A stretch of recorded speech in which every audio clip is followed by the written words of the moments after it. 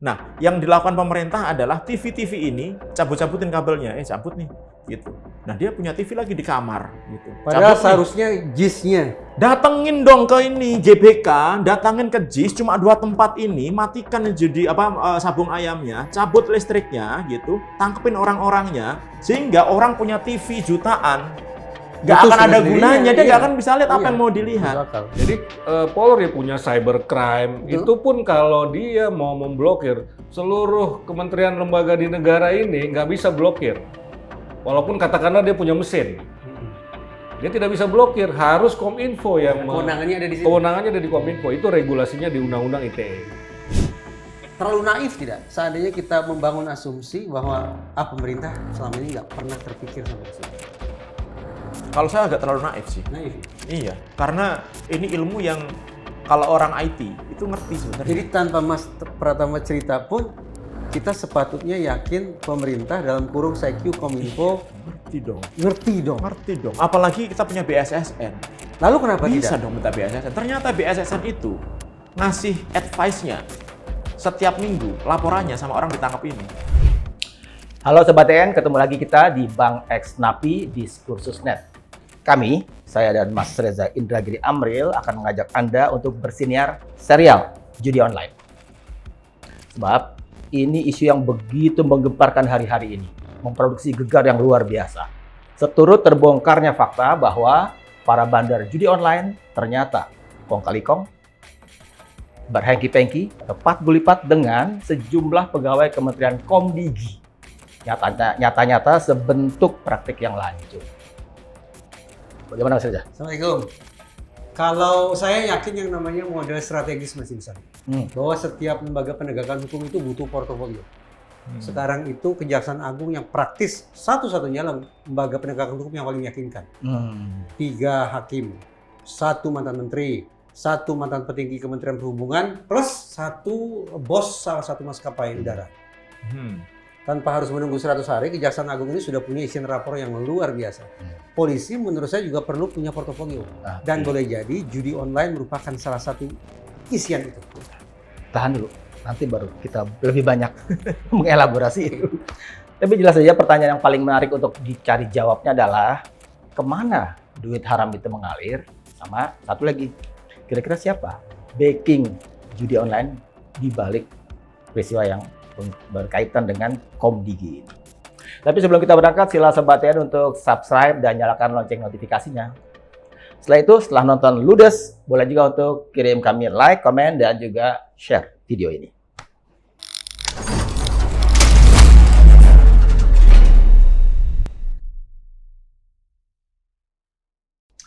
Sobat TN, bersama saya sudah ada 2 narasumber. Langsung saya perkenalkan nih.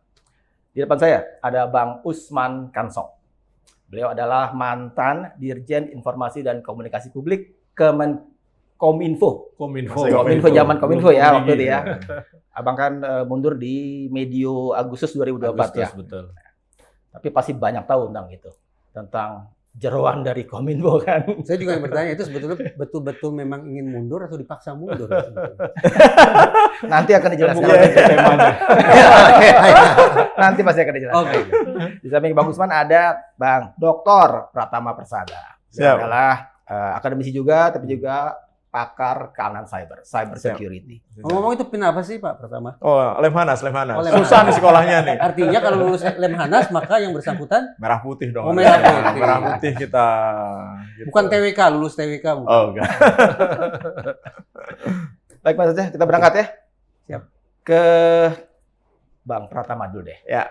Karena jujur aja saya kurang paham betul dengan soal IT. Senasib kita, Mas. Hmm. kurang digital literate lah, gampangnya dibilang gitu. Tapi sempat kami di sini juga, di forum ini juga beberapa waktu lalu ngobrol dengan Mas Roy Suryo. Ya. Kita coba kulik, kita coba belajeti kasus hengki-pengki ini. Ya. Bandar judi lain dengan pegawai lancung ya di Komdigi Ya. sekarang ya. Di situ saya pengen tanya nih, gitu, tentang terminologi blokir Ya. yang saban kali mereka gembar-gemborkan ke publik, gitu kan. Kami telah memblokir sekian ratus, sekian ribu, sekian ratus ribu situs judi online, gitu kan. Terus saya sempat dapat insight baru, makanya saya pengen konfirmasi. Dengan kata blokir itu, ada yang bilang pakar juga, gitu. Ya sebetulnya nggak berarti apa-apa. Ya. Karena tetap bisa diakses walaupun sudah diblokir.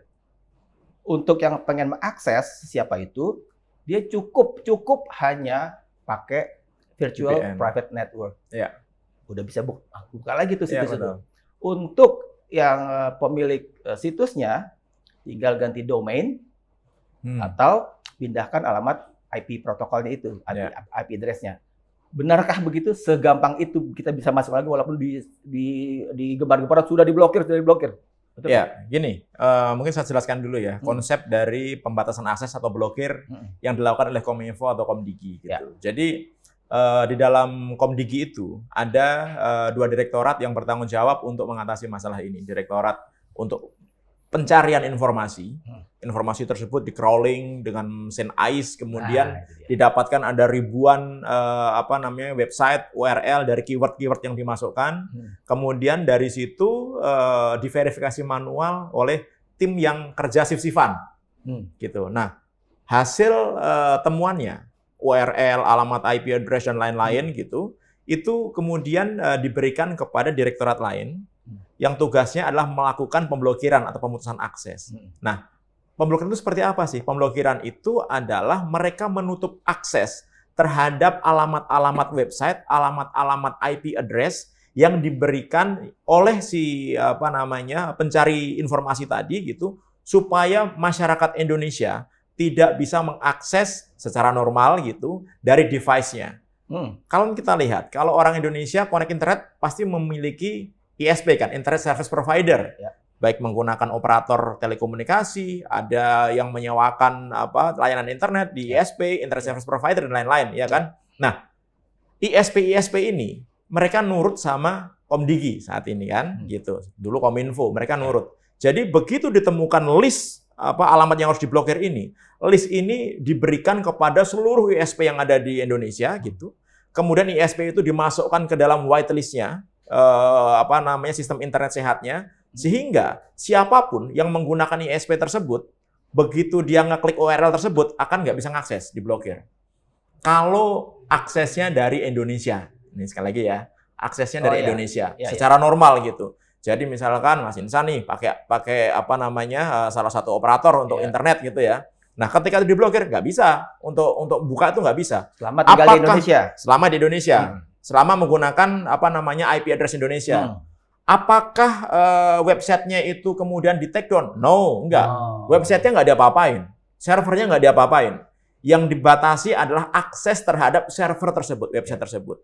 Sehingga yang tadi Mas Insan bilang, kalau kita seolah-olah bukan berada di Indonesia, kira-kira kita bisa akses nggak? Ya bisa. Kenapa? Karena batasan itu hanya digunakan di Indonesia. Oleh karena itu, kenapa ada namanya virtual private network?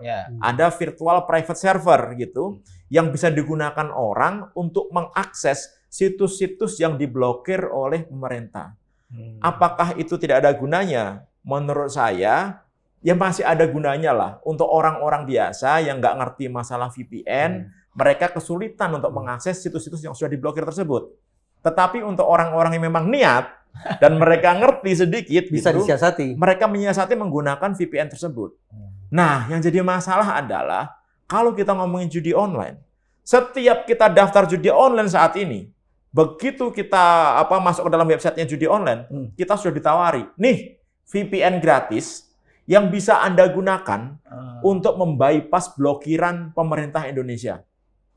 Kasih free sama mereka, gitu.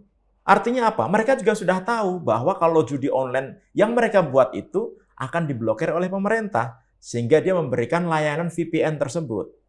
Nah, kemudian apakah kita kurang pinter? Harusnya sih enggak. VPN itu kalau kita tahu VPN apa yang digunakan, kita bisa melakukan blokir juga. Jadi layanan VPN-nya kita blokir. Jadi kalau bandar judi itu memberikan layanan VPN gratisan, itu bisa kita blokir karena kita bisa tahu IP server yang digunakan berapa. Tapi bisa DNS pakai VPN yang lain berarti. Dia bisa pakai VPN yang lain. Lagi, tapi itu VPN yang lain biasanya mereka pakai yang gratisan. Nah, pemerintah kita bisa ngomong sama penyelenggara sistem elektronik tersebut yang mereka ketika nyari duit di Indonesia wajib hukumnya mendaftarkan perusahaannya ke Indonesia. Karena apa? Ada aturannya. Penyelenggara sistem elektronik, lingkup private ataupun lingkup publik, baik asing ataupun lokal, wajib daftar ke Indonesia. Artinya harus ikut aturan yang ada di Indonesia. Jadi prosesnya kalau mereka menggunakan VPN lain, pemerintah kita bisa bersurat, tempat VPN Anda ini digunakan untuk judi online loh. Anda harus melakukan pelarangan ketika orang-orang itu menggunakan VPN Anda untuk judi online. Nah, bagaimana supaya yang punya VPN itu tahu? Ada namanya teknologi DPI, Deep Packet Inspection gitu. Itu mereka tuh punya tuh. Jadi kalau paket-paket yang menggunakan VPN itu, signature-nya itu digunakan untuk judi online, langsung diblokir gitu. Nah, jadi sebenarnya banyak cara kita bisa memblokir supaya orang Indonesia ini nggak bisa mengakses gitu. Yang jadi masalah adalah itu dilakukan apa enggak. Jadi nggak perlu kita harus kita kan take down-nya susah. Iya, kalau take down memang susah. Kenapa? Karena servernya nggak di Indonesia. Servernya sebagian besar ada di luar negeri. Yang kalau kita mau take down servernya itu, kita harus kerjasama dengan pemerintahan yang ada di negara tersebut, kemudian yang ada tempat servernya tersebut, kemudian harus kerjasama dengan Interpol dan lain-lain. Prosesnya ribet. Kita punya kemampuan untuk pemutusan akses. Lakukan aja itu dulu. Walaupun gitu. hit and run ya kesannya. Kenapa? Kesannya hit and run juga kan sebetulnya. Nah, gini. Kesan hit and run itu kalau kita kaitkan dengan judi online ini, kenapa? Karena yang diblokir itu adalah website-website yang digunakan untuk login. Saya selalu bilang itu landing page-nya. Yang itu, satu agen sekali bikin bisa 500. Mereka menggunakan namanya domain hopping. Domain hopping itu begitu satu website itu di take down, dia akan otomatis berpindah ke website berikutnya. Begitu di take down, dia akan berubah ke website berikutnya. Kenapa dia gampang seperti itu? Karena membuat website ini sangat gampang sekali dan sangat murah sekali. Nah, ketika yang diblokir itu adalah website yang ada di luaran ini, apakah itu mematikan server judi online-nya? Tentu tidak. Kenapa? Karena ini beda. Jadi kalau misalkan Mas Reza, Mas Insan, nyoba-nyoba main judi online atau lihat temennya main judi online, begitu nanti login, nanti akan diarahkan, di-forward ke game permainannya, ke servernya itu. Yang itu, dari jutaan tempat daftar itu, masuknya itu sama aja. Kalau hitungan kita dulu 4 atau 5 saja gitu. Gamenya sama ya, Zeus ya, slot ya, ini macam-macam gitu. Semuanya sama. Jadi agennya ada ribuan, websitenya ada jutaan. Begitu masuk, cuma 5 sampai 10 aja maksimal. Harusnya yang diblokir itu adalah servernya diblokir. Nggak usah mikirin luarannya. Kalau ini matiin 1 tumbuh 1000, beneran itu. Bukan secara harfiah. Mati 1 mereka bisa tumbuh 1000 gitu. Ini loh yang Anda matikan gitu. Makanya saya sering memberikan analogi bahwa ini seperti kita nonton Sabung Ayam yang disiarkan live dari GBK gitu. Dari JIS ada Sabung Ayam, kemudian secara live sehingga TV-TV se-Indonesia bisa nonton. Nah, yang dilakukan pemerintah adalah TV-TV ini cabut-cabutin kabelnya. Cabut nih, gitu. Nah, dia punya TV lagi di kamar, gitu. Padahal cabut seharusnya JIS-nya. Datengin dong ke ini GBK, datangin ke JIS, cuma 2 tempat ini, matikan jadi sabung ayamnya, cabut listriknya, gitu, tangkepin orang-orangnya, sehingga orang punya TV jutaan, nggak akan ada gunanya, dia nggak akan bisa lihat apa yang mau dilihat. Nah, itu yang harus dilakukan. Saya nggak ngerti kenapa nggak dilakukan, gitu. Nah, kira kenapa, Mas?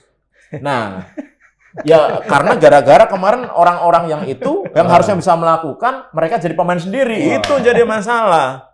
Pindah nih Gitu. ke Bang Usman. Ya. Itu pertanyaannya Bang Usman kan. Sebenarnya saya mau nanya ke Bang Usmannya. Ex orang dalam di Kementerian Kominfo. Itu sudah maksimalkah itu untuk katakanlah memberantas itu?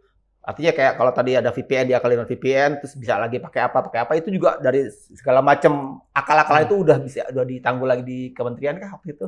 Iya, memang belum semua ya dilakukan setahu saya. Masih di proses ataupun prosedur yang pertama tadi itu yang Mas Pratama jelaskan. Jadi pemutusan akses atau pemblokiran istilah umumnya gitu. Ya, tetapi yang tadi misalnya memblokir atau men-take down JIS-nya sama GBK-nya itu tadi, itu memang belum dilakukan. Ya, persoalannya apakah memang regulasinya belum sampai ke situ, aturannya, atau seperti apa, juklaknya misalnya. Karena prosesnya yang saya tahu memang ada SOP-nya. Ya, SOP-nya masih yang sebatas tadi itu. Yang masih sebatas tadi itu, jadi ada 2 tim, tadi Mas Pratama sampaikan, yang mencatat. Kan mesin itu kan namanya AIS, Automatic Identification System.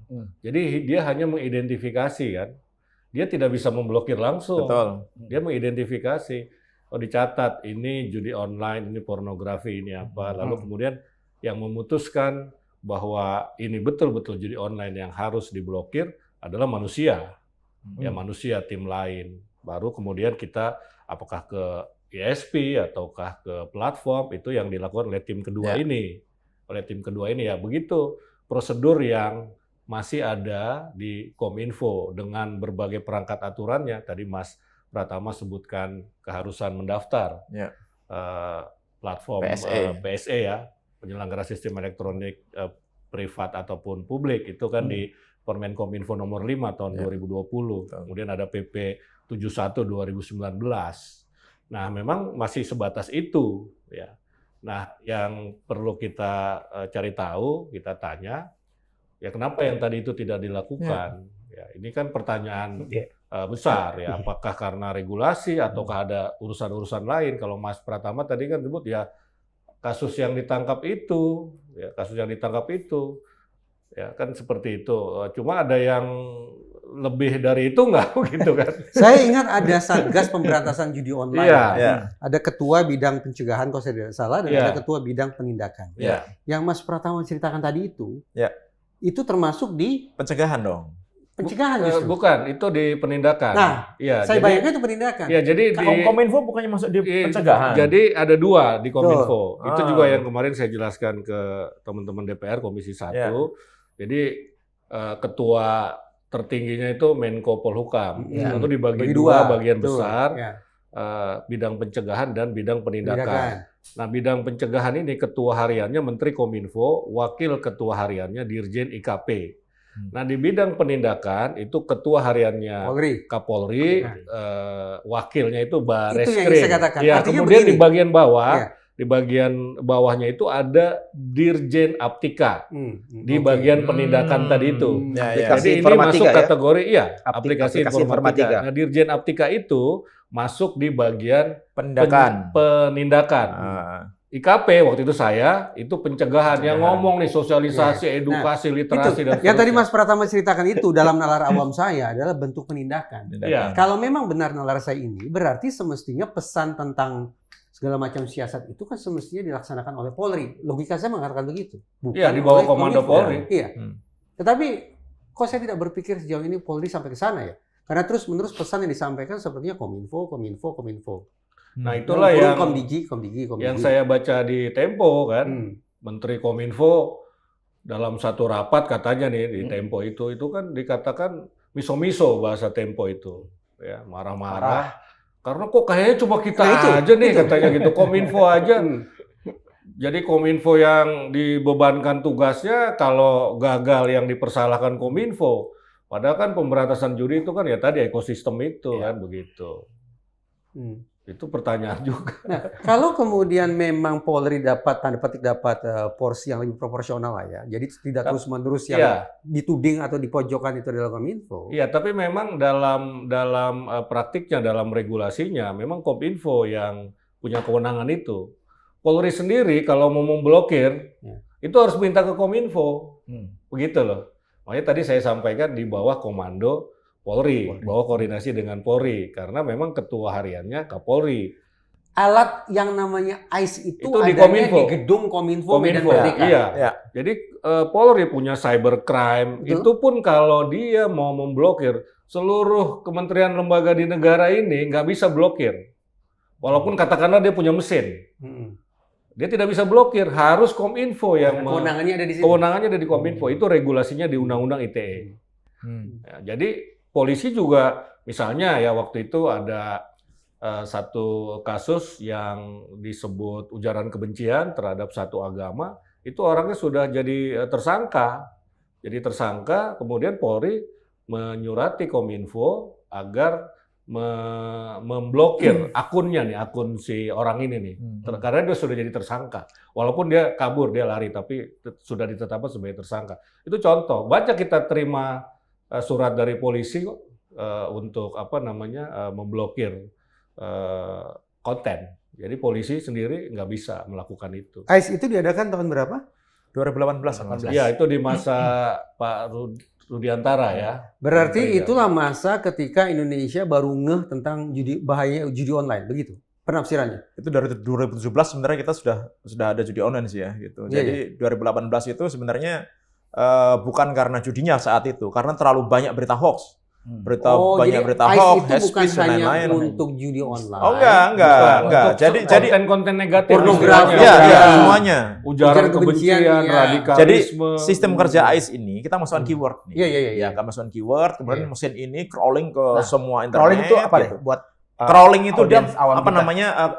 Cari Ngambil dia. informasi. Kayak Google Search lah gitu. Kayak ya. Google Search Iya. gitu. Iya. Dia Masuk nyari kata cuma kunci. sistemnya khusus ini gitu. Jadi dia nyari dari media sosial, dari website, dari internet, dari manapun gitu, dicari sama dia gitu berdasarkan keyword tadi. Kemudian dikelompok-kelompokkan gitu. Ini masuk kemana nih? Ujaran kebencian dan lain-lain gitu ya. Nah, karena yang ditemukan itu banyak sekali. Ya. Dulu konsepnya itu adalah enggak, yang ditemukan tuh misalnya 100.000, diblokir 100.000-nya. Enggak kayak gitu dulu konsepnya tuh. Diambil 20%-nya, yang paling banyak dilihat orang gitu. Karena keterbatasan orang nih, karena masih dilakukan verifikasi manual gitu. Nah, kemudian ada sama mesin itu dibagi-bagi. Ada 30 orangan gitu, kemudian dibagi-bagi ke masing-masing orang itu. Orang-orang itu nanti akan ngeklik nih. Ini termasuk enggak? Yes, no. Oh, ini ujaran kebencian? Yes. Oh, ini judi nih? Yes. Oh, ini enggak judi nih? No, gitu.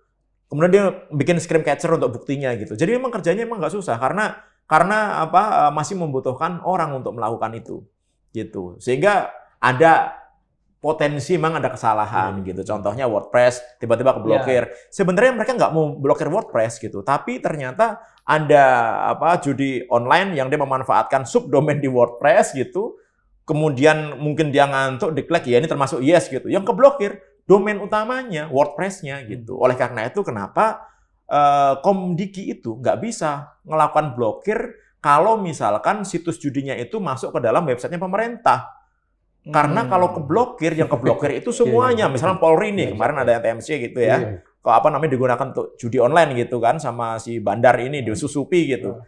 Nggak bisa diblokir. Kenapa? Karena kalau yang keblokir itu Polri.go.id. Semua layanan Polri mati total tuh di situ tuh. Itu yang menjelaskan kenapa kemarin-kemarin itu begitu banyak disusupi ya. Iya, jadi pemerintah, Kominfo, Komdiki itu hanya bisa nanti bersurat kepada adminnya. Di tempat Anda ini, ada loh halaman yang disusupi judi online gitu. Termasuk juga di platform. Nggak bisa Komdiki itu tiba-tiba, ada di platform ini, ada judi online nih gitu. Langsung diblokir. Ya, yang diblokir nanti platformnya mati total semuanya. Hanya bisa bersurat ke platform itu, nih list akun-akun atau web halaman-halaman yang ada judi online-nya, tolong diblokir ya gitu permintaannya.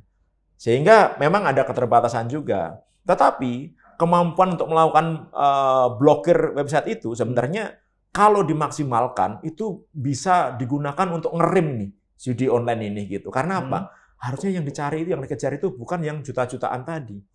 Yang dibilang sekarang udah 5 juta lebih. Ini loh, 10 aja ini server gitu. Cuma syaratnya, kalau mau tahu servernya ini, Anda harus masuk dulu. Nggak bisa kalau hanya dari luar, kemudian Anda bisa tahu servernya, nggak bisa. Jadi kalau mau masuk, Anda harus menjadi pemain. Begitu pemain, Anda login, kemudian begitu login, Anda akan masuk ke dalam sistem permainan tersebut, di servernya dia.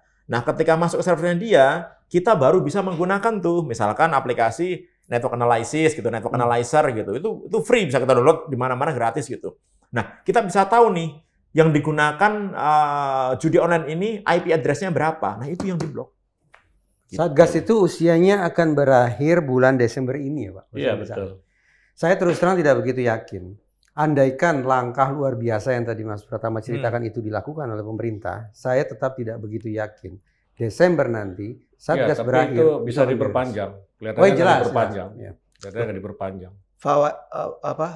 Jazil Fawait, Ketua Fraksi PKB kan udah teriak-teriak tuh untuk minta dibentuk Satgas judi online. Sekarang kan untuk udah ada yang baru, pertambahannya. Des Pemberantasan Judi Online. Di Polkam. dengan kewenangan yang diperluas. Oh, Kalau ya. kemarin Jazilul. Nah, saya nggak paham apakah ini ada benar-benar ada murni idenya atau ada hubungannya dengan politik kepartaian. Kan kita tahu ketua umum PKB-nya kan jadi Menko Pemberdayaan Manusia yang keluar kemarin untuk ke RSCM jenguk pasien-pasien yang kecanduan gitu kan. Apakah itu memperkuat supaya Menko-nya, ketua umumnya punya peran lebih besar, dianggap lebih penting di pemerintahan atau nggak tahu gitu. Gini, kalau menurut saya untuk memberantas judi online ini secara cepat gitu, itu ada beberapa cara. Bukan hanya Komdiki. Komdiki itu tadi kalau menggunakan yang tadi kita diskusikan gitu, sebenarnya bisa tuh. Apa namanya yang diblokir adalah servernya. Server-server ini sebenarnya bandar-bandar sekarang juga udah mulai pintar. Mereka menyembunyikan IP address-nya. Jadi mereka menggunakan namanya layanan Cloudflare. Content Delivery Network namanya. Jadi satu IP address digunakan untuk banyak website gitu. Bisa gitu ya? Itu mereka bisa menggunakan itu. Emang gila nih. Judi online itu adalah aplikasi yang menurut saya paling top memang dia. Security-nya bagus, apa namanya tampilannya bagus, semuanya oke, keren gitu. Emang keren banget ini gitu. Nah, tapi kan bukan berarti kita kalah kan gitu. Nah, ketika mereka menggunakan apa namanya penyamaran IP address gitu, kan yang menggunakan pasti menggunakan perusahaan. Di situ ada Cloudflare, perusahaan penyedia layanan namanya Content Delivery Network gitu, yang dia bisa menyediakan satu IP address bisa untuk banyak website gitu. Sama kadang-kadang mereka menggunakan Amazon Web Service gitu. Nah, kita nih, mereka kan juga terdaftar sebenarnya di Indonesia. Kita bisa minta kepada CDN, kita bisa minta ke Cloudflare, kita bisa minta ke Amazon, AWS gitu, bahwa ini IP address sekian, Anda itu dipakai judi online loh. Anda kalau misalkan nggak mau memfasilitasi, melakukan blokir, nggak mau nunjukin server originalnya di mana, ini kita blokir loh IP ini loh gitu. Sehingga yang menggunakan IP yang sama akan keblokir juga gitu. Kita bisa melakukan itu. Tapi rata-rata dalam IP address Cloudflare ini, CDN ini, isinya adalah judi semua memang gitu. Jadi kalau diblokir pun sebenarnya nggak ada masalah gitu. Nah, ini kalau dilakukan ya sama Komdiki, selesai nih. Orang mau main, nggak bisa main karena begitu main mati. Begitu nanti dikasih tahu sama customer service-nya lagi, ini baru nih. IP baru, URL baru, loginnya lewat sini ya gitu. Kan kita jadi pemain juga, kita dikasih tahu. Masuk lagi ke dalam, ketahuan IP address lagi, blokir lagi. Jadi setiap 5 menit misalkan, dia ganti IP address, semuanya keblokir. Lama-lama orang main, bosen. Apaan ini main judi, bikin stres gitu. Kita mau main malah down terus gitu. Itu yang pertama nih ya, selesai tuh permainannya. Yang kedua, uang. Jadi nggak usah sekarang ini kita ngeributin yang sekarang diributin banyak orang bahwa ini ada dispute nih antara game online dengan judi online. Nggak ada dispute-disputan. Judi online itu udah pasti dia mainnya pakai duit, ya bentuknya duit, deposit pakai duit. Ketika menang yang diambil duit. Kalau game-game online itu mereka mungkin beli koin. Ketika menang, mungkin mereka akan jual koinnya itu. Yang koinnya itu nggak bisa langsung diambil jadi duit. Dia harus jual ke orang-orang, nawarin, ini gue punya koin ini, mau beli nggak lu? Gitu. Nggak usah mikirin itu, pemakaiannya nggak banyak gitu. Nah, kita ini sekarang ini dibikin bingung oleh para bandar sama agen itu dengan para pion-pionnya itu, supaya ngomong bahwa ini kita ngomongin game online nih gitu. Nggak usah mikirin itu. Kita ngomongin judi online-nya ini gitu. Yang harus deposit, pakai duit, dan kalau menang withdraw pakai duit. Nah, uang ini gampang untuk dideteksi. Kenapa gampang? Mereka depositnya menggunakan rekening bank. Kemudian menggunakan dompet digital. Ya kan, ada OVO, Dana, GoPay, dan lain-lain gitu. E-wallet ya. Mereka menggunakan pulsa. Operator kita semua bisa mengendalikan tuh, ya kan? Jadi sebenarnya gampang sekali. Dan nggak mungkin bank, kemudian penyedia dompet digital, operator, nggak tahu akun tersebut digunakan untuk judi online. Kenapa? Karena polanya jelas. Yang transfer itu banyak orangnya. Tadi pagi transfernya kecil-kecil, tadi saya 24 jam. baca berita online, sudah disebut tuh. 5 bank dan 5 e-wallet yang terutama yang paling sering dipakai untuk urusan Iya, udah ketahuan kan sebenarnya kan. Udah tahu nih. Saya pikir udah tahu, pemerintah juga udah tahu gitu. Pak Usman, sebetulnya kerisauan akibat judi online ini hanya di Indonesia atau menjadi sebuah persoalan entah itu regional atau bahkan global ya? Ya, ini kan sangat tergantung pada bagaimana negara tersebut memperlakukan Memposisikan judi. Kalau di negara lain yang melegalkan tentu ini tidak menjadi persoalan. Atau yang melegalkan secara parsial. Ya tadi saya diskusi dengan Mas Pratama misalnya. Di negara lain itu parsial diizinkan, misalnya depositnya harus sekian sehingga yang kelas bawah itu tidak bisa main, misalnya seperti itu. Cuma di kita ini kan regulasinya ini rezimnya generalisasi, gebiah uyah, semua nggak boleh. Ya 303 kan? Iya, nggak boleh kan begitu, nggak boleh bentuk apapun dimainkan oleh umur berapapun, tidak boleh berapa rupiah pun, itu kan nggak boleh. Dan itu tidak realistis.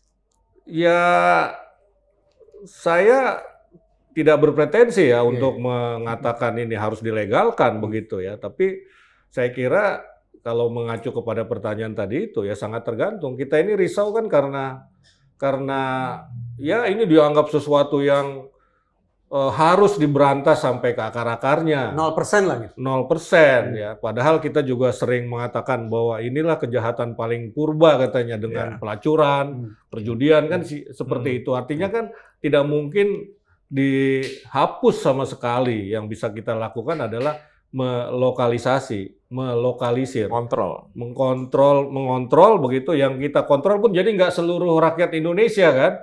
Jadi yang kelas tertentu aja, yang usia tertentu aja misalnya, akan lebih memudahkan kontrolnya.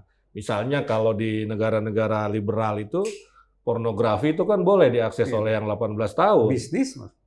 Kira-kira seperti itu. Jadi dia tinggal ngawasi yang di bawahnya itu, akses nggak nih? Yang 18 dia nggak usah. Kan datanya ada itu. Kan datanya ada, apalagi di zaman modern sekarang. Nah ini perlu kita pikirkan ya perlu kita pikirkan. Tentu orang Indonesia akan marah ya kalau ada gagasan untuk melegalkan judi misalnya begitu kan. Kasino ya, gitu. Misalnya seperti itu. Di negara lain ya tetangga kita lah yang katanya juga agamis, Malaysia juga ada lokalisasi Genting Highland misalnya. Tapi diseleksi betul-betul di situ. Harus orangnya kaya gitu kan. Depositnya sekian juta ringgit barangkali begitu kan. Nah ini yang saya kira ya perlu juga kita diskusikan. Ya, diskusikan dulu seperti apa ya. Kan nggak apa-apa kalau diskusi dialog di ruang publik kan begitu kan. Kan baru wacana. Baru wacana begitu ya. Saya ingat betul waktu Pak Menkominfo, zaman itu Pak Budi Ari di DPR, itu sempat menyenggol sebetulnya dia bercerita tentang negara-negara lain yang membolehkan judi, melegalkan judi. Dia katakan begini kurang lebih, hanya Brunei dan Indonesia di ASEAN yang mengharamkan judi sama sekali. Dan negara-negara yang melegalkan judi itu menarik pajak dari perusahaan-perusahaan judi itu. Itu aja setelah rapat dengan DPR, saya diserbu oleh wartawan, bukannya Pak Menterinya. Jadi ngusulin legalisasi judi. Loh enggak, Pak Menteri cuma mencontohkan. Bahkan dia juga di statement terakhirnya dia sampaikan, saya tidak berpretensi melegalkan judi ya, mengusulkan legalisasi judi ya. Tapi teman-teman media melihatnya itu tadi gitu loh, contoh itu tadi. Ini aja sudah heboh ya. Sudah heboh, apalagi kalau kita omongin secara terbuka, ada diskusi, ada seminar misalnya begitu kan. Jadi kalau kasusnya minuman-minuman keras kan juga dipajaki di sini kan? Iya. Uangnya masuk negara juga kan? Iya, iya. Bahkan DKI kan punya saham di perusahaan nah itu jadi apa bedanya dengan judi online kalau sama kita pakai perspektif agama ya? Ya kita misalnya dulu ya, waktu itu sempat juga kan mau melegalkan minuman keras di beberapa provinsi yang memang ada kearifan lokal untuk minuman keras. Daripada mereka minum minuman keras oplosan yang bikin mati kan begitu kan, lebih bagus dilegalkan tapi dalam tingkat tertentu. Tapi diprotes waktu itu kan sampai dicabut lagi tuh perdanya atau peraturan apa begitu, sampai Pak Bahlil waktu itu yang Menteri Investasi itu kan yang harus bicara kepada Mas Pratama sepakat kalau dikatakan tidak mungkin juga kita 100% menghentikan seluruh judi online, tidak mungkin itu. Kalau judi online, mungkin kalau judi online sih. Kalau judi online mungkin 100%? 100% lah. gitu. Tadi kan kita bilang, pertama aplikasinya mati, yang kedua duit ini udah pasti bank tahu, nggak mungkin bank nggak tahu gitu. Jadi begitu tahu langsung diblokir. Sekarang ini begitu tahu nunggu seminggu dulu, begitu seminggu dulu diblokir itu udah nggak ada. Alhasil kalau kemudian tetap ada kalangan yang menganggap ini adalah terlarang Tapi total, nanti pasti haram akan ada model baru lagi, Mas Reza. Pasti ada model baru lagi. Saat ini kan orang menggunakan judi online-nya menggunakan web biasa kan, yang bisa kita akses, semua orang bisa mengakses. Nanti akan jadi masalah ketika judi online itu menggunakan dark web. Apa itu dark web? Dark web itu adalah sisi hitamnya internet gitu, yang untuk mengaksesnya itu membutuhkan protokol khusus gitu. Dan begitu masuk itu melakukan berapa kali routing sehingga nggak akan mungkin bisa dideteksi gitu. Belum lagi ketika nanti mereka benar-benar sudah menggunakan uangnya itu uang kripto beneran gitu. Wah itu malah nggak bisa dideteksi lagi tuh, susah deteksinya gitu. Nah kalau yang sekarang ini bisa lah gitu, insya Allah sih bisa. Tapi kita harus ingat, kenapa kok kita ini kekeh banget ini judi online harus diberantas? 80% penggunanya itu adalah orang-orang sebenarnya untuk makan aja susah. Itu yang jadi masalah loh. Ada Iya depositnya kan? cuma 10.000. Iya, karena depositnya memang sengaja dibikin murah supaya semua orang bisa main. Bandar-bandar ini emang ini kurang ajar. Kenapa? Karena orang udah miskin, mau diporotin lagi. Itu yang jadi masalah. Makanya harus kita tentang. Kan nggak boleh kayak gitu. Mas pertama tadi disebut servernya bisa saja di luar negeri kan, Ya. di luar Indonesia. Ya. Tapi yang disebut sebagai bandar itu bukan berarti orang luar kan? Oh, kalau itu bisa orang dalam juga bisa. Siapa aja bisa jadi bandar. Dan server di luar itu apakah hanya milik orang luar? Enggak dong. Kita sewa juga bisa. Mas Riza sekarang detik ini juga sewa server di luar negeri bisa. Gampang itu, nggak ada masalah. Boleh nggak kalau saya berspekulasi karena total taruhannya cuma 10.000, 5.000 gitu. Berarti boleh jadi kebanyakan bandarnya adalah orang-orang kita juga. Kalau bandarnya nggak banyak kalau menurut saya. Nggak banyak. Kenapa nggak banyak? Karena kalau kita lihat dari riset kita ini permainannya cuma sedikit.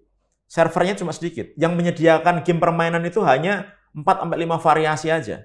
Jadi masing-masing itu kalau misalkan masing-masing satu bandar, paling bandarnya itu hanya 5, nggak nyampe 10 lah gitu. Yang banyak itulah agen-agennya nih. Agen-agennya ada ribuan ya agen-agennya. Yang mereka membuat website juta-jutaan gitu.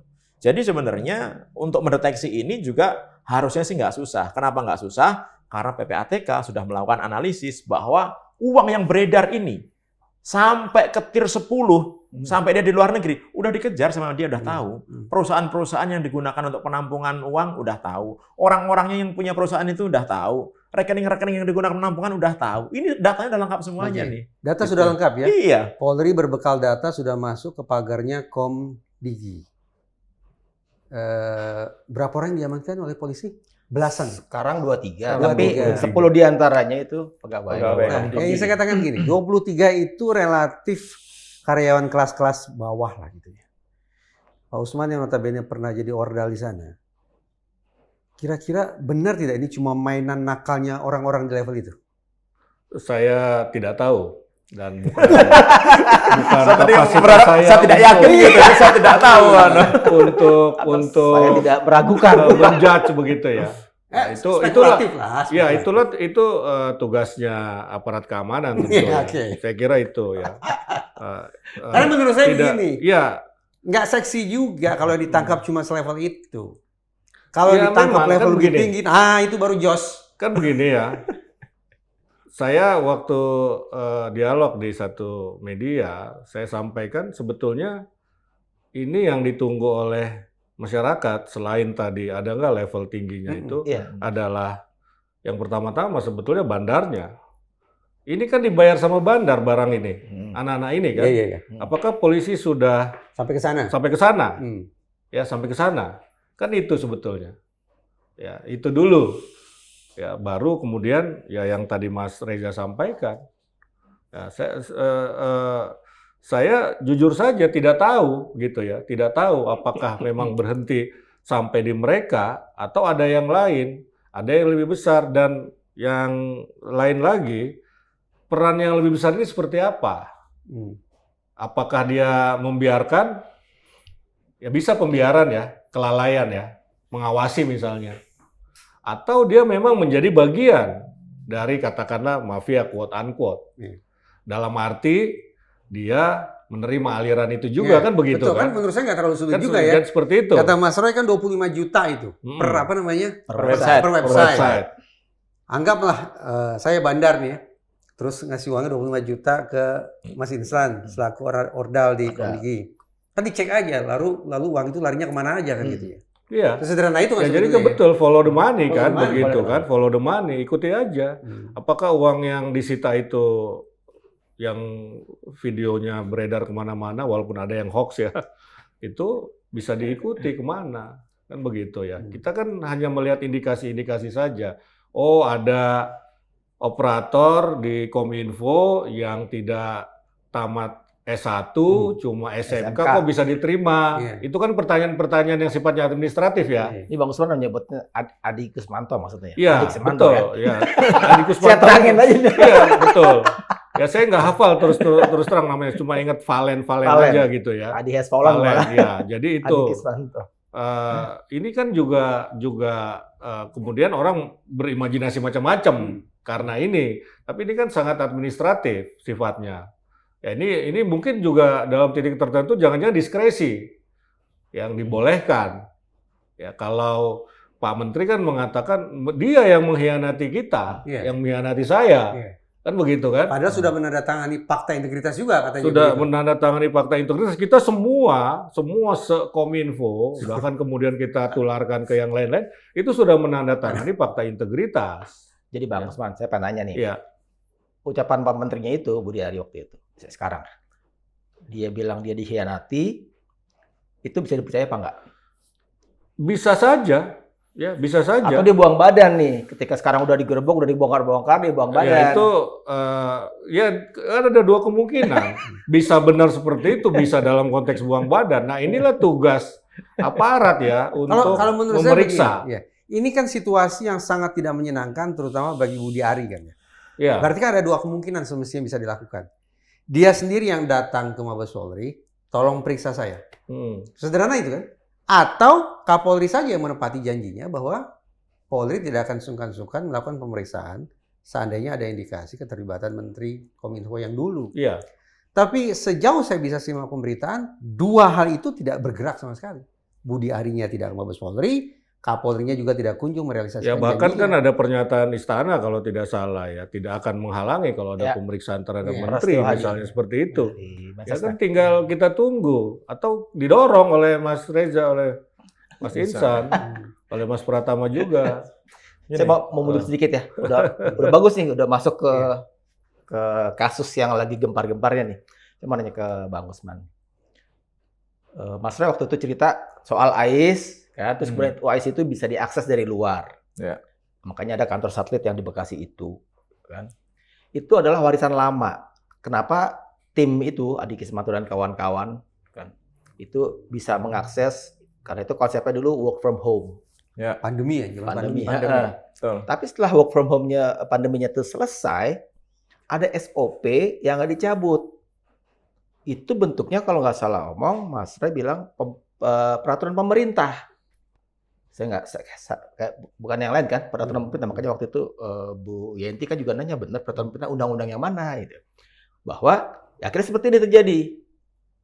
Orang-orang itu nggak perlu ke Kominfo, dari kantor satelit itu, ya begini kejadiannya. Kalau menurut Nah, saya sih enggak. Saya Tunggu dulu. nggak yakin dengan Enggak. itu. Makanya saya mau tanya nih kan, sebagai Jadi mantan orang dalam. Iya, kalau dilihat kan itu ya tetap kantor juga, jadi nggak work from home kan.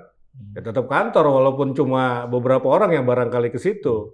Tapi setahu saya ya itu kan memang dibuat oleh mereka-mereka ini kan. Oleh mereka yang tertangkap ini. Saya nggak tahu fakta sebetulnya. Tapi sejauh yang saya baca di media itu baru terjadi. Jadi nggak Jadi- perlu ada jadi kalau menurut saya Mas gini, Pratama kan nggak perlu Iya. ada alasan hukum Iya. untuk katakanlah orang-orang yang di kantor satelit itu Nah. bekerja dalam tanda kutip yang kemudian lancung memang itu. dulu kan waktu COVID kan nggak mungkin kita ke kantor juga kan. Ya. Oh kita mau keluar rumah aja kita takut gitu Ya. ya. Tapi kan kerja pemblokiran ini nggak bisa berhenti, apalagi saat COVID itu Mm-mm. lagi banyak-banyaknya orang melek internet. Di rumah. Beritahu hancur-hancuran tuh saat itu tuh, Hmm. ya kan? Banyak sekali. Sehingga kerjanya harus tetap dikerjakan, nggak mungkin orang ke kantor. Dibikinlah akses untuk bisa akses dari luar, ya kan? Yang jadi masalah ketika COVID udah selesai, akses-akses yang di luar ini nggak ditutup. Nah, nggak ditutupnya itu adalah pura-pura nggak tahu atau memang dibiarkan. Karena yang mengelola ini, mesin ini adalah orang-orang ini gitu. Hmm. Harusnya begitu saya tutup kan gini. Normalnya nih gitu. Kita kalau punya sistem, kita itu secara rutin melakukan audit. Saya tuh di tempat saya minimal 3 sampai 6 bulan sekali melakukan audit. Semua sistem saya audit gitu. Dari mana bisa diakses, kira-kira akses siapa aja yang kira-kira nggak legal, kira-kira staf mana yang sudah berhenti gitu. Kemudian apakah ada kredensial yang nggak pernah dipakai dan lain itu semua diaudit sebenarnya. Gitu. Harusnya organisasi sebesar Kominfo melakukan itu harusnya. Gitu. Saya sambung deh. Sehingga Lanjut dulu. sehingga akan ketahuan mesin ini tuh yang bisa ngasih siapa aja. Dan itu sebenarnya bisa dicek. Lognya itu ada, nggak mungkin. Mesin itu nggak mungkin bohong. Kalau orang itu bisa bohong. Ya. Kalau mesin nggak bisa bohong. Kita bisa ngecek yang login itu siapa, kapan dia loginnya, ngapain aja dia selama login. Itu bisa dicek sebenarnya gitu. Tapi tidak dilakukan itu audit. Saya juga nggak ngerti itu gimana tim IT yang ada di Kominfo saat itu nggak melakukan audit sehingga aksesnya bisa diambil dari luar gitu. Sebelum pertanyaan itu Ya. dilambungkan ke Osman, justru saya mau samber begini. Ya. Tadi sempat Mas Pratama mengatakan 100% kita bisa babat habis lah itu semestinya ya. Dengan segala pendekatan yang tadi diceritakan itu. Justru saya balik. Terlalu naif tidak? Seandainya kita membangun asumsi bahwa pemerintah selama ini nggak pernah terpikir sampai ke situ. Kalau saya agak terlalu naif sih. Naif ya? Iya, karena ini ilmu yang kalau orang IT itu ngerti sebenarnya. Jadi tanpa Mas Pratama cerita pun, kita sepatutnya yakin pemerintah dalam kurung CQ Kominfo ngerti dong. Apalagi kita punya BSSN. Lalu kenapa Bisa tidak? dong minta BSSN. Ternyata BSSN itu ngasih advice-nya setiap minggu laporannya sama orang ditangkap ini. Gitu. Jadi mereka ngasih laporan itu sama orang yang kemarin ditangkap itu, Pak Usman. Lalu kenapa tidak? Gitu. Ya berarti kan ini ada masalah. Yaitu? Ya kan yang pertama adalah tadi laporannya BSSN ke Kominfo itu sama orang yang salah. Sama orang Kan yang mereka salah. level rendahan. Gitu, level rendahan, ya kan. Tapi kan ini bisa melakukan aktivitas untuk melakukan pemblokiran server misalkan, ya kan. Nggak dilakukan. Tapi sebenarnya teknologi yang tadi saya sampaikan, harusnya orang Komdigi ini ngerti. Orang-orang ini yang katanya direkrut karena dia memiliki kemampuan, hacker gitu. Harusnya ngerti. Ini ilmu yang umum dimiliki oleh orang IT itu mereka ngerti gitu. Dan kalau misalkan Komdigi, Kominfo saat itu, dia nanya ke BSSN, gimana nih cara ngeblokir supaya judi online ini mati total gitu. Dikasih tahu gampang caranya. Apa pejabat strukturalnya yang tidak begitu cerdas? Kalau menurut saya ya, ada dua kemungkinan. Yang pertama, mereka nggak kepikiran, merasa bahwa yang dilakukan itu udah benar, melakukan bahwa yang diblokir juta-jutaan itu udah merupakan prestasi yang sangat luar biasa, gitu ya. Prestasi yang luar biasa, yang saya bilang tuh nggak ada gunanya gitu. Yang kedua, memang pura-pura nggak tahu, bahwa yang dilakukan itu memang nggak ada artinya gitu, ya kan? Karena ada hal yang harus dilakukan untuk melakukan itu. Nah ini tadi menarik, kenapa kok seperti itu? Karena di sini, Mas Reza ya, uang yang beredar kan banyak sekali uang beredar. Menurut pernah satu event gitu ya gitu secara offline gitu bahwa uang beredar itu sebenarnya nggak 400 triliun gitu, itu bisa sampai 1.000 triliun 900 kalau Kapolri gitu. bilang ya. Sekarang Pak Menko 900 triliun. Sekarang kita lihat uang yang disita dari Komdigi kemarin berapa? Cuma 70-an miliar kan? Uang yang beredar yang disetorkan ke oknum nih ya, ke oknum aparat pemerintah dan oknum penegak hukum. Gitu. Kalau kita lihat dari pattern yang kemarin terjadi, 5.000, kemudian di 8.000, berarti 20%. Yang diblokir ada 3,5 juta. Berarti kalau 3,5 juta, itu ada sekitar 700.000 yang dilindungi. Kalau 700.000 dilindungi, kali misalkan 8,5 juta, misalkan nih ya, itu 6,2 triliun tuh, sebulan. Kalau cuma 70 miliar, berarti kan uang beredar yang lain lagi pada kemana ini? Karena wajib hukumnya para agen-agen judi online ini mereka nyetor kepada bandar karena bandar itu bilang bahwa setoran itu akan digunakan untuk melakukan pengamanan. Kalau Anda nggak nyetor 5-10%, Anda nggak boleh jualan, Anda saya tutup keagenannya. Itu. Institusi mana yang punya kewenangan untuk mencari tahu kemana tuh triliun-triliunan itu larinya kemana itu? Siapa yang punya? Ya PPATK. PPATK dong. PPATK udah tahu bahwa peredaran duit itu berapa. Mereka bisa tahu duitnya kemana. Bahkan kalau PPATK ini mau jujur sebenarnya ya, dia nggak enak karena kan sama-sama instansi pemerintah, nggak enak kan dia ngomongnya gitu. Kalau mau jujur, dia bisa tahu tuh dengan tepat tuh gitu. Uangnya ini beredar kemana saja, ke pilkada mana saja gitu. Ke apa namanya proses politik mana saja, itu bisa ngomong tuh PPATK. Parpol mana saja. Iya. Ke lembaga Gitu. penegak hukum mana saja. Gitu. Iya tuh. Tapi Gitu. selama ini PPATK sepertinya kurang dapat sorotan sebesar itu, Mas Iya, Ihsan. betul. Selalu saja yang dijadikan sansak hidup itu adalah Kominfo. Iya, Ini Oh, menarik iya, bahwa betul. ternyata PPATK semestinya juga harus dipanggil ke Mahkamah Rakyat untuk bisa menjelaskan kemana larinya Ya. uang itu dan harus bisa penjelasan. Kominfo, PPATK sudah punya data itu sebenarnya. Sudah. Cuma mungkin karena etika bernegara ya gitu, nggak mungkin dia ngomong. Bagaimana mereka bisa ngomong ada 97.000 ASN, 97.000 TNI Polri Karena ada yang main transaksi, itu kan berarti mereka tahu ada transaksinya, bukan agregat ya ini ya. Iya. Nggak mungkin, bukan ngira-ngira ini, kira-kira 97.000, nggak kayak gitu. Dia bisa tahu dengan tepat 97.000 nih Angka real. TNI Polri.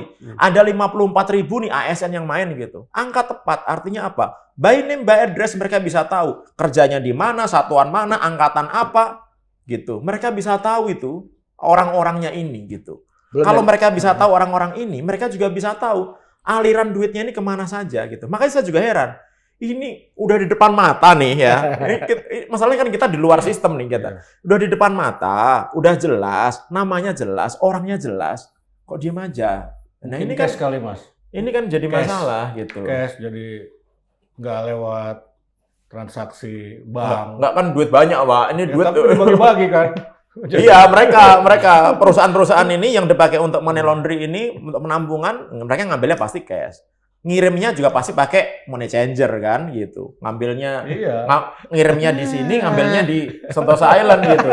Ini penjelasan Sekian yang ribu menyebalkan, TNI Mas. sebagai sekian ribu menyebalkan, Polri, Mas. sekian ribu mahasiswa. Iya. PPATK tahu nggak Bang bahwa sekian ribu orang Kejaksaan Agung yang cuma iseng-iseng kalau kata Jaksa Agung Iya.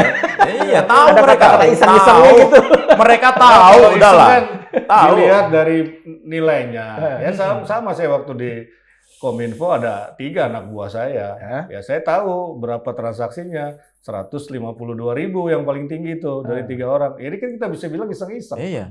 Jadi itu nggak perlu Hati-hati, tindak kalau Mas. kayak gitu. Mas Saya Ihsan. menganggap perilaku bermasalah manusia. Apalagi ini kan sebelum bisa dianggap sebagai Gini, pidana kan. kalau Pasti orang perilakunya bereskalasi. orang punya duit, orang punya duit, mainnya itu dia untuk nyoba-nyoba, untuk kesenangan. Tapi orang nggak punya duit, mereka Serius? main itu pengen kaya. Itu yang jadi masalah. Mereka pengen punya banyak duit, gitu, iya kan? Sehingga yang habis itu bukan orang-orang yang level-level ini, yang level-level middle up ini bukan. Yang habis miskin tambah miskin itu orang-orang yang di bawah ini. Itu yang Kalau jadi mau persoalan pemidanaan negara kita. murni ya kantor-kantor lembaga penegakan hukum mengalami penyusutan karyawan berapa banyak itu. Iya, yaitu TNI Polri berkurang 97.000. Iya makanya. ASN berkurang 54.000 gitu. Semuanya tuh. Ya, makanya Karena penjaranya 10 tahun loh ini loh. Ya kan? Bang Usman pasti tahu dong. Pulau Dari tahun ke khusus tahun untuk selama judi. bertugas di dalam sana di Kominfo 3 tahun 4 hari ya. Ya 3 tahun. Tahu saya baca. Kok bisa hafal? Ada algoritma sebenarnya. 3 tahun 4 hari kan. Iya. Itu kan sudah terjadi juga Bang di zaman Abang itu kan. Iya. Adakah itu, ini saya tanya personal nih, adakah itu yang jadi salah satu pertimbangan Bang Usman mundur dari Enggak lah. Oh iya. Ini menarik nih. Saya pengen denger. Saya pengen denger sebenarnya. Bener.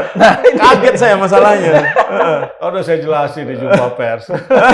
Enggak. Itu jelasinnya enggak kayak gitu sebenarnya. Tuh, menuntut penjelasan Kalau lebih tidak loh. salah dari Kominfo ada 2 mengundurkan. Samuel Iya. Pengerapan, Nah, Iya, sebulan loh. Dirjen Aptika. jangan pertanyaan itu tepat diajukan ke Samuel. Yang barusan itu pertanyaan.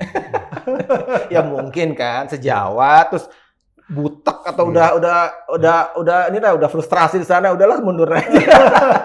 Pemberantasan judinya begini kan tahu semua. Saat itu tuh. orang rame PDNS rame. Kebocoran identitas. Bocoran ini Pesadata nasional kan? Iya, jadi memang kan perhatian soal judi online ini kan baru ya di tahun-tahun awal itu lebih banyak waktu saya masuk kan 2021. Itu yang kita tangani konten negatif kan kebanyakan soal kesehatan ya. Lalu kemudian kalau dalam situasi normal biasanya yang paling banyak diblokir itu nomor 1 pornografi. Pornografi.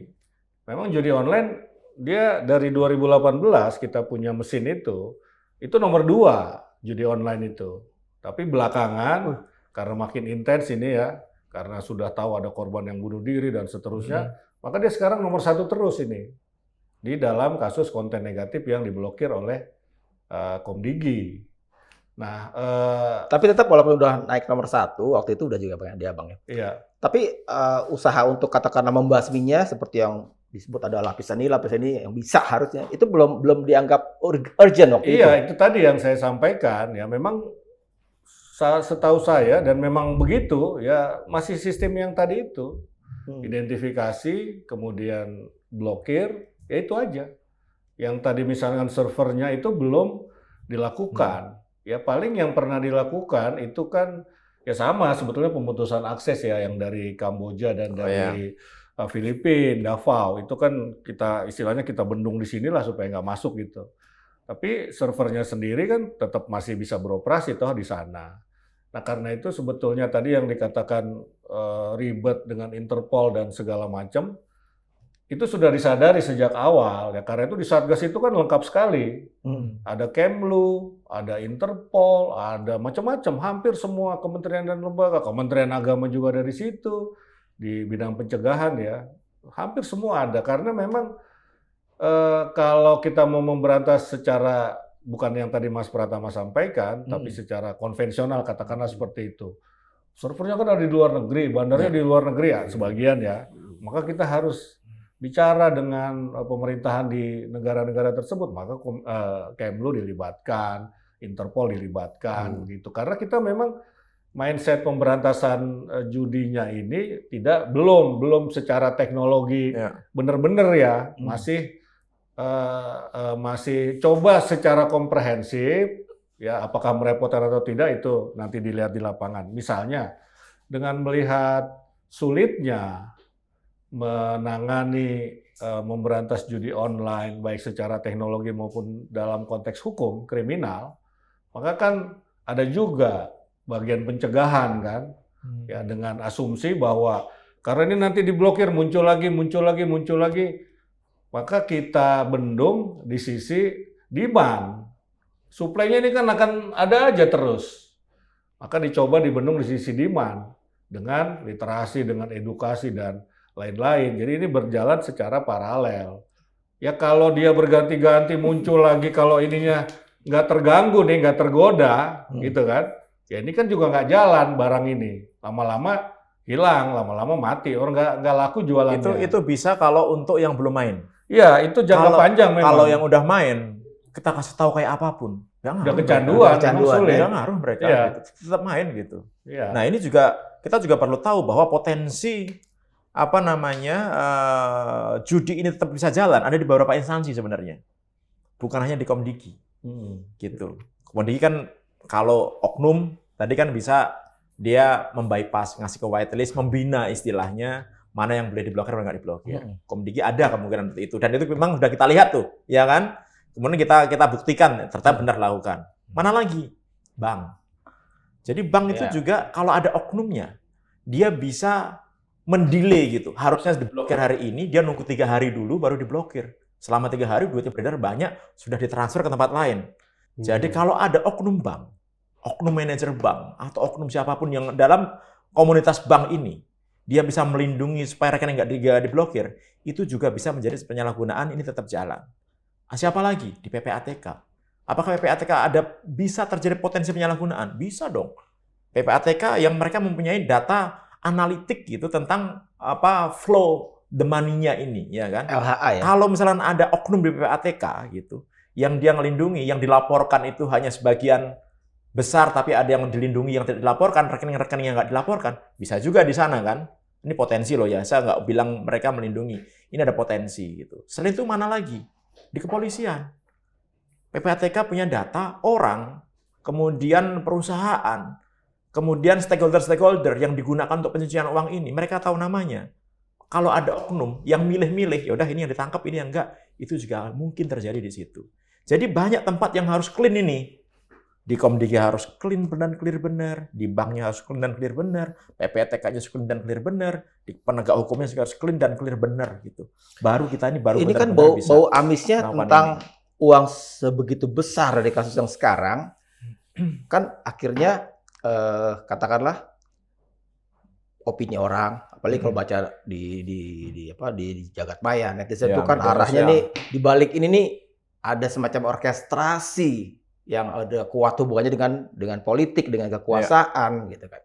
Kalau menurut Bang Usman gimana? Bisa saja Ada itu warna-warni terjadi. bendera partai segala macam di belakang ini.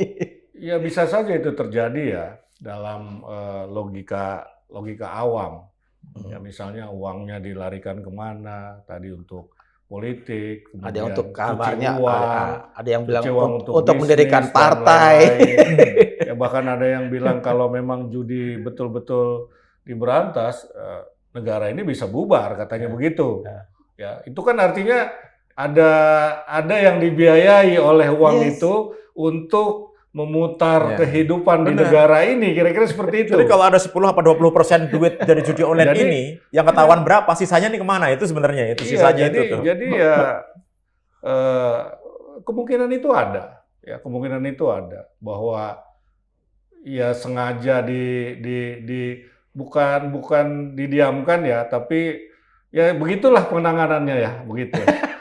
Dengan Supaya nggak 100% tadi gitu, nggak sampai 100% lah. dengan skala uang yang begitu luar biasa, triliunan lah begitu kan. Ratusan triliun. Nah, makanya 900 kalau Iya. Kapolri bilang kan dari Itu yang Kemenko ketahuan ya. Polhukam.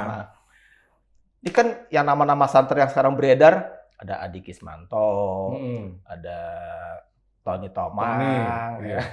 Tony Tomang. Ada Denden Imanudin, Iya. ada Riko gitu kan. Itu kan ya katakan levelnya kan level-level bawah. Raseri lah gitu. Apakah mereka bisa punya diskresi dengan kedudukan mereka di birokrasi yang cuma segitu? Nggak. Iya. Nah, Gitu. Ya, nggak yang mungkin. tadi jadi kan sekarang ya, yang disebut-sebutnya dikejar-kejar kan nama Budiari karena dia iya, yang tadi top saya maksud levelnya. diskresi itu kan tentu di level tertentu, level tinggi ya. Mm-mm. Misalnya si Kismanto ini kan nggak lulus, nggak cuma tamat SMK. SMK. Kok bisa masuk? Kan Nah. itu pertanyaan orang. Oh, ada perubahan aturan, ada perubahan SOP. Nah, perubahan SOP ini karena diskresi tadi itu, Ya. bisa saja seperti itu. Maka kan orang bertanya-tanya, kok bisa? Kalau seperti itu, apa kategorinya? Apakah pembiaran, ataukah apa? Atau ada maksud lain selain tadi apa namanya? Ya itu kita nggak tahu loh. Kita cuma kepingin judi diblokir lebih banyak, katanya begitu. Katanya janjinya kan bisa sekian ribu satu hari apa janji mereka Ya. begitu kan. Nah kalau Denen itu kan sebetulnya masuknya eselon 3, dia ketua tim. Ketua tim Dia sama kan Riko ketua ya. tim ya. Dan memang di kalangan teman-teman Kominfo sendiri kan tim ini sebetulnya relatif eksklusif. Kadang-kadang kita pun nggak tahu nih anak ini tugas di sini. Memang diciptakan seperti itu supaya mengurangi apa ya interaksi barangkali dengan orang. Kadang-kadang nggak tahu dan yang saya dengar kadang-kadang mereka pun itu dapat ancaman dari bandar juga, Oh. dapat rayuan juga ada. Kalau ketahuan bahwa ini loh orang Kominfo yang bertugas di situ, jadi ada yang syukur alhamdulillah nggak di situ gitu loh. Karena godaannya ini, godaan dalam arti negatif tadi ancaman maupun rayuan, Iming-iming. ini tinggi di situ. Pak Usman pernah terima ancaman ataupun rayuan? Nggak pernah. Karena saya kan beda ya, beda bagiannya ya begitu. Nah teman-teman yang langsung ke teknis ini gitu loh.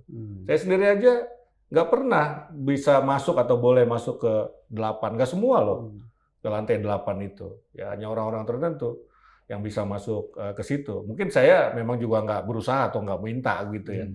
Ya saya merasa sih penting saya ke situ. Nggak pernah gitu. main judi online walaupun sekali gitu. Saya nggak pernah, 10.000 perak sekalipun? nggak pernah. Nggak pernah. Login nggak pernah juga? Apalagi login. Jadi apa? Mestinya sih dicoba ya. Nah, harus Untuk nyoba sebagai dong. coba. Emang harus nyoba. Iya, Tapi bahwa sebagai upaya untuk biar tahu aja. Iya. Gitu. Tapi kan Iseng-iseng begitu, kalau kata Jaksa begitu Agung. apa kan, begitu kita ngakses, kita kan terpantau nih kan, Iya. ketahuan kan gitu. Iya. Oh, orang Kominfo loh. Atau karena akses. ketahuan Pak Usman yang main sama bandara kasih menang ya, kasih menang. Bisa seperti itu ya.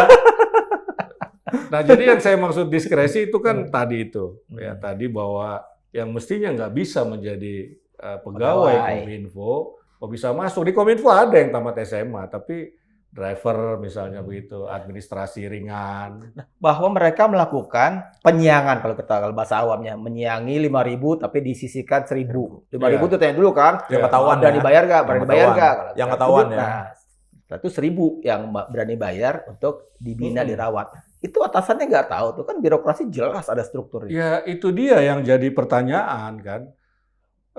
Dalam birokrasi itu kita tidak mengawasi, mengontrol bawahan kita saja bisa kena. Nah iya. Bisa kena tindakan.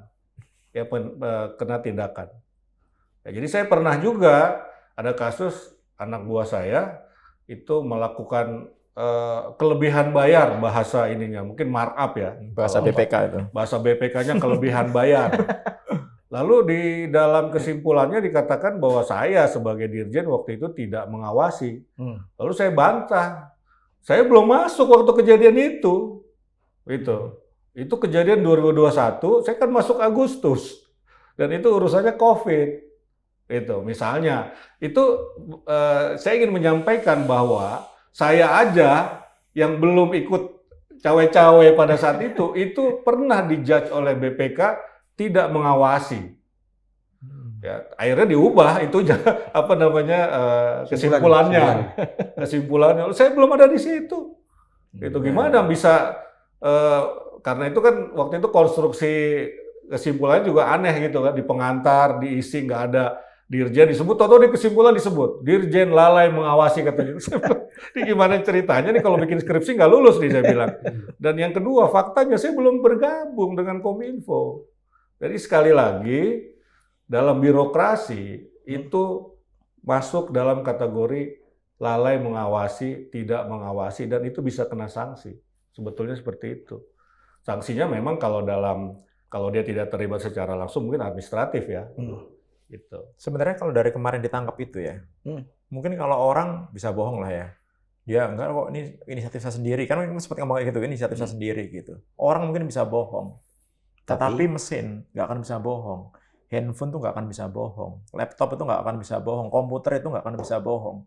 Jadi kalau dilakukan digital forensik beneran, sebenarnya akan bisa tahu tuh komunikasinya dengan siapa, dia ngasihnya menggunakan apa, dia berkomunikasi komputernya digunakan akses kemana saja, apa yang mereka ketahui, sama siapa, pasti ketahuan. Nggak mungkin tiba-tiba yang ngasih duit mereka itu setan jin gitu. Nggak akan mungkin, orang pasti. Gitu. Dan ini menurut saya di Komdigi ini hanya sebagian kecil. Kenapa sebagian kecil? Perputaran uang ini banyak sekali. Perputaran uang judi online ini banyak sekali. Yang disetor untuk oknum-oknum ini banyak sekali. Tapi bahwa Polri sudah menangani kasus ini, boleh dong kita asumsikan Polri bersih dari itu? Polri-nya bersih institusi. Saya bilang oknum nih. Ini pasti ada oknum. Jadi gitu. sekali lagi tetap kemungkinan ada oknum penegak hukum. Ada dong. Tadi kan ada beberapa oknum yang institusi yang mereka punya potensi terjadi penyalahgunaan hukum gitu, ya kan? Ini kita nggak ngomong institusi, kita ngomong masalah oknum gitu. Nah, ini yang menurut saya harus dikejar. Ngejarnya dari mana? Selain dari orang, kita ngejar dari mesin. Kayak kemarin ini alat-alat yang di Bekasi kan disita tuh. Ya. Itu harusnya jangan dibongkar dulu tuh. Jangan langsung diambil-ambilin dan langsung masukin ke dalam box gitu. Emang yang bongkar-bongkar waktu itu siapa? Polri lah. Kenapa dibongkar-bongkar? Nah, kita tanya dong sama Polri dong gitu ya kan, untuk alat bukti. Harusnya saat itu biarkan aja forensik, audit sampai ketemu itu ujungnya itu di mana gitu. Nanti sebenarnya pasti akan ketahuan. Agen judi online ada yang ketangkep gitu. Jangan hanya tampil orangnya, tunjukin ke TV, kemudian dilihatin alat-alatnya, dimasuk-masukin, diambil sita. Setiap agen judi online pasti ada satu komputer yang digunakan untuk komunikasi sama bandarnya. Karena bandarnya itu akan memonitor si agen ini. Mereka nurutin aturan bandar nggak? Mereka setor apa nggak? Mereka berapa dapatnya per harian, sehingga bisa ditentukan berapa mereka harus bayar fee-nya ke bandar, berapa harus bayar fee-nya ke aparat yang digunakan untuk melakukan perlindungan. Itu pasti ada, nggak mungkin nggak. Karena saya pernah ngomong sama agen yang sudah insaf gitu. Udah pernah sama Om, dan dia ngomong seperti itu prosesnya gitu. Jadi pasti ada. Kalau nggak, gimana sih bandar ini bisa ngontrol agen-agennya? Nggak mungkin gitu. Makanya saya bilang, sebagai lulusan Lemhanas pastilah kan relasinya udah luar biasa lah ya.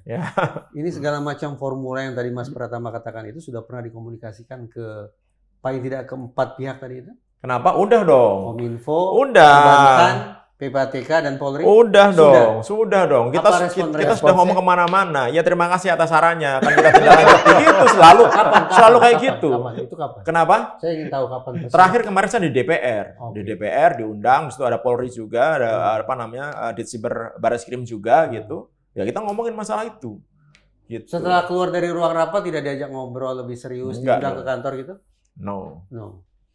Yang serius Komdiki aja Yang gitu. serius cuma Komdiki. Iya, karena Bu Menteri ngundang kita gitu, kemudian apa namanya, coba diskusi, mencari solusinya gitu. Cuma pada saat itu apa alat-alat mesinnya itu sedang menjadi barang bukti kan gitu. Jadi mau melakukan audit masih belum berani mereka gitu di Komdiki ini. Pertanyaan saya nanti juga sama ke Pak Usman. Pertanyaan saya begini ke Mas Pratama.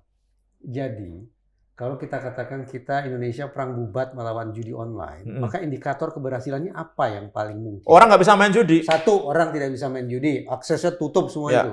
Satu itu. Apa lagi? Udah itu aja. Sederhana itu. Iya, Loh, udah. tentang triliunan-triliunan Udah, tapi tidak dipulihkan atau dikembalikan atau gimana? Ya sekarang aja udah tahu namanya yang harus diambil aja nggak bisa gitu. Jadi saya, apa yang berharap sama saya saya? sih pesimis untuk itu ya Oke. gitu. Saya sih Pokoknya- sekarang yang penting bagaimana rakyat Melindungi masyarakat. supaya nggak bisa apa namanya duitnya nggak terkuras lagi. Kalau itu sudah bisa dilakukan, maka bisa dianggap Indonesia berhasil menang iya lawan dong, judi. iya dong. Oke. Dan ini kan saya bilang Tutup ini kan akses. ada niat ya kan dan lain-lain gitu. Kan Pak Presiden kita udah bagus nih, bilang bahwa oke kita berantas habis Nggak ada apa backing. namanya narkoba gitu, kita batas habis judi Korupsi online juga. gitu, ya kan gitu. Tapi kan nggak dikasih batas waktu masalahnya. Iya. Gitu. Coba kalau misalnya kasih batas waktu gitu, wah lebih keren lagi tuh. Iya. Oke, kita kasih batas waktu Sekarang saya tanya, 3 bulan nih gitu. saya tanya, agar 100%, artinya seluruh masyarakat Indonesia tidak bisa lagi akses judi online, butuh berapa lama? Kalau menurut kita ya kurang dari sebulan lah. Cepet Iyalah. dong. Dahsyat. Iyalah. Tanpa menunggu 100 hari, Nggak harus nunggu masalah 100 judi hari. online sudah selesai. Iyalah. Kurang dari 1 bulan. Iyalah. Ini jangan membual ya. Dengan tadi tutup Bener, server segala macam secara gitu ya. teknologi nggak ada masalah. Oke, sip. Dari sisi gamenya kita matikan, Tapi ada- keuangannya kita matikan. Tentang dark web tadi itu gimana? Itu kan ancaman baru. Nggak akan. Itu kan Itu yang main nanti orang-orang punya duit kalau itu. Orang mau bikin Jadi itulah- dompet kripto, itu orang harus punya duit. Gitu. Makanya tadi mungkin nanti begitu ditutup ini gitu, yang main mungkin orang-orang punya duit yang mereka bisa punya uang kripto, kemudian bisa transaksi pakai apa namanya dark web dan lain-lain. Kalau itu kita nggak usah mikirin, nggak mungkin driver ojek online mau pakai dompet kripto gitu, yang harus investasinya harus 10 juta minimal itu, enggak lah. No. Pertanyaan yang sama. Indonesia berhasil memenangkan pertarungan melawan judi online. kalau saya sih tidak terlalu muluk-muluk ya, seoptimis Mas Pratama. Itu muluk ya, Bang? Ya menurut saya terlalu ideal. Kelamaan malah kalau Ya, menurut terlalu- saya. Tapi nggak pengen ngomong itu Terlalu utopis ya. ideal, ya. Tapi ya tidak apa-apa. Ya, Bukan namanya utopis juga nih. harapan. Kalau saya sih ini Utopia. pertanyaan kedua kali sebetulnya. Kalau saya lihat ada penurunan signifikan nggak dari sisi transaksinya? Oh, transaksi keuangan ya. Transaksi keuangannya. Kenyataannya kan enggak, malah naik 900 triliun toh, Iya. kan begitu. Hmm. Dulu di Satgas juga sebetulnya itu aja dulu. Itu aja dulu kan harus memberikan laporan sebulan sekali Iya, iya. ya kepada masyarakat misalkan tentang perkembangan, tapi kan kemarin karena pergantian pemerintahan mungkin jadi tidak bisa dilaksanakan. Nah, itu aja dulu kalau saya ya. Karena kuncinya kan sebetulnya ada di transaksi. Katanya kalau nggak bisa transaksi, mau ada situsnya juga nggak bisa main. Ya, betul gitu. itu. Betul. Indonesia bisa itu. Bisa. Kalau tadi kan targetnya Iya. adalah membuat orang Indonesia tidak bisa Justru akses. justru menurut saya lebih mudah memblokir rekening-rekening itu ya. Kalau dikatakan Ya. lebih mudah supaya tidak muluk. daripada itunya tadi, websitenya tadi Ya. itu. Karena kan kalau website itu tadi bisa muncul lagi, udah gitu nggak ada kemauan tadi untuk memblokir apa itu JIS sama GBK-nya misalnya seperti itu. Ya. Jadi kalau itunya saja ada ini nggak bisa transaksi nggak judi dong namanya. Jadi Nah. game online. Bisa lebih cepat kira-kira. lagi nih. Ini bisa lebih cepat. 15 hari. menurut saya. 15 hari. Iya. Menurut saya itu ya, itu dulu. Jadi makanya peran bank, saya sepakat. PPATK, OJK, itu sebetulnya yang utama justru ketimbang Kominfo, ketimbang Komdigi. Kalau itunya aja beres, artinya kan itu bisa dilihat implementasinya apa? Berkurangnya nilai kan, uang yang berputar di judi online itu. Kalau transaksinya udah kita beresin nih, baik yang e-wallet mau rekening apa. Blokirnya jangan nunggu seminggu. Kalau blokir seminggu Itu udah nggak ada malah, duitnya. malah lebih optimis lagi kan kalau kita mau memblokir rekeningnya itu. Betul. Gitu loh. Bagi saya Mas Insan ini sangat mencerahkan. Kalau selama ini saya terus terang termakan perkataan netizen bahwa kita kejar Budi Ari, itu kan bahasa kasarnya kan begitu kan. Kita kurung Kominfo gitu. Tapi dari obrolan ini saya pikir memang ada lembaga-lembaga negara lain yang juga semestinya kita bisa minta pertanggungjawabannya atau paling tidak penjelasannya, yaitu dari sektor perbankan dan juga dari sektor PPATK. Sebelum saya mau tanya tentang konsorsium 303, tapi nggak relevan. Kenapa tertawa? Itu kan zaman dulu lagi rame-ramenya Pak Sambo. Oh, sekarang udah selesai ya? Sekarang udah Itu selesai dikaitkan itu. dengan pilkada nanti. Oh, oke. Terus iseng nih penanya ke Bang Pratama juga Bang Gusman. Seberapa percaya abang-abang berdua tentang bagan konsorsium 303 itu? Seberapa percaya itu benar? Ada nggak sih? Benar-benar ada nggak Kalau sih? menurut saya ya gini, kalau baganya itu saya nggak yakin mungkin benar gitu. Tapi hal seperti itu pasti ada. Belum pasti paham, ada. saya belum paham. Kenapa nggak pasti ada gini? Karena uang yang beredar ini sangat banyak sekali nih. Ya. Uang beredar sangat banyak sekali. Yang nikmati artinya kan banyak ini. Nyebar kemana-mana. Nggak mungkin enggak gitu. Nah untuk nyebar kemana-mana pasti ada yang ngatur dong. Nggak mungkin nggak ada yang ngatur. Pasti ada yang ngatur gitu. Nah untuk ngatur itu kan dibutuhkan struktur pasti. Iya. Ya kan? Sehingga pembagian uang, siapa yang harus terima, kemana, yang mau melindungi siapa, dikasih ini ke berapa, itu pasti ada yang ngatur. Kemarin saya sempat ngobrol sama, saya punya mahasiswa gitu, mantan polisi bintang 2 gitu, bintang 3 malah gitu. Dia bilang zaman dulu itu ada namanya buku merah. Buku merah itu kalau misalnya ada uang-uang dari mana-mana gitu, itu dicatin tuh, ini duit ini kemana gitu. Ada jadi buku merah bukan ini. buku merah KPK yang disobek Bukan, ini buku merah yang sebenarnya aliran dana yang non budgeter gitu. Non-budgeter. Gitu. Dan berbau kemana amis, nih? Ini gitu. aneh, berbau amis gitu, ya kan. Tapi beliau bilang saya nggak pernah mau masuk ke situ. Itu Makanya saya buku nggak merah pernah di terima. institusi yang mana? Kenapa? Buku merah itu ada di institusi apa? Di sisi aparat penegak hukum lah. Oke. Aparat penegak hukum gitu. Yang tadi Bintang 3, itu. saya kan udah 3. Saya udah jelas sebenarnya aparat penegak hukum bintang 3. Soalnya bintang 3 kan sekarang Gitu. berserak. Oh iya, iya, Lembaga iya, lain. iya, Jadi iya. agar tidak fitnah, semestinya ada kejelasan. Iya, iya. Lembaga mana itu. Bagus sebetulnya. banget sekarang. Itu. Pertanyaan sama, seberapa percaya itu benar? Bagannya udah tersebar kemana-mana. Ini gitu, namanya hampir jelas. tahu. Tapi kan Saya sampai percaya. sekarang belum ada Ya, kan? saya percaya ada. Ya sama lah kurang lebih seperti Mas Pratama. Ya bagan itu kan sebetulnya hanya memudahkan orang saja untuk memahami, simplifikasi lah kira-kira begitu. Tapi itu ada, coba kita nggak tahu, nggak ngeliat gitu loh kira-kira. Hanya ya orang-orang dalam aja yang tahu, orang mereka yang terlibat di dalamnya ada lah itu. Ya. Kan pihak sana itu kan tidak mengiyakan tapi juga tidak Menyanggah. menegasi gitu kan. Jadi dibiarkan ngambang begitu nih. Sama ini. Tentang- Makanya sebel saya. Di sisi saya tercerahkan, tapi di sisi lain saya kesal luar biasa dengan penjelasan. Karena sudah membayangkan bahwa ini akan diambangkan lagi. Gitu. Ya udah. Ini kita tutup dengan gak enak buat Mas Reza. Masih kesel nih. Masih sebel. Tapi harus kita tutup Mas Reza. Oke Mas ya. Ntar saya nanya mahasiswa saya dulu ya, boleh nggak diomongin gitu. Sudah itu terima kasih Bang Pratama, Bang Gusman. Begitu banyak insight yang kita dapat. Ya. Bahkan untuk sekali Mas Reza aja begitu dapat insight juga dari sini kan. Jadi kita tunggu nih. Ujung dari cerita ini masih panjang kan. Yang dimintakan Kalau mau oleh dibikin yang panjang. diminta sama Panjang. netizen itu kan Klise. belum jelas kan itu kan. Iya. Yang hari-hari ini diminta sama Ini netizen dibikin itu. panjang bisa, dibikin pendek bisa nih. Mau yang mana nih gitu. Tapi satu hal yang buat saya juga menjadi harapan baru bahwa secara teknologi Kalimatnya nggak enak. secara teknologi ternyata Closing kalimatnya gampang. nggak enak. Jadi harapan. Loh. Ini kan Ya, biasanya jagonya, nggak begitu. pakarnya. Masa mengendus ada aroma ketakutan. Ya udahlah, pokoknya gini aja deh. Biar saya nggak didebat lagi sama Mas Reza nih. Kok saya sebenarnya tapi mendebat saya nih. Silakan netizen tonton ini berulang-ulang lebih bagus supaya lebih mengerti. Karena ini bagus banget ini. 2 masukan dari narasumber ini bagus banget gitu kan. Tetap pantengin Diskursus.net karena ini adalah media terverifikasi Dewan Pers. Saya berdua pamit undur diri, pamit.